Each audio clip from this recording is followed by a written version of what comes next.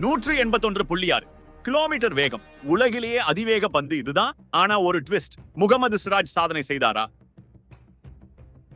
ஆஸ்திரேலிய அணிக்கு எதிரான இரண்டாவது டெஸ்ட் போட்டியில் இந்திய அணியின் முன்னணி வேக பந்துவீச்சாளர் முகமது சிராஜ் உலகின் அதிவேக பந்தை வீசியதாக ரசிகர்கள் உற்சாகமடைந்தனர். அவர் வீசிய ஒரு பந்து 181 கிலோமீட்டர் வேகத்தில் சென்றதாக நேரலை ஒளிபரப்பில் காட்டப்பட்டது. அதைக் கண்டு இந்திய ரசிகர்கள் பலரும் உற்சாகமடைந்து சமூக வலைதளங்களில் அந்த காட்சியை பகிர்ந்தனர். ஆனால் அது உண்மை இல்லை என தெரிய வந்துள்ளது. 161 கிலோமீட்டர் வேகம்தான் அதிக வேகத்தில் வீசப்பட்ட பந்து ஆகும். பாகிஸ்தான் வேக பந்து வீச்சாளர் சோயப் அக்தர் 161 கிலோமீட்டர் வேகத்தில் பந்து வீசியிருந்ததே இதுவரை சாதனையாக உள்ளது.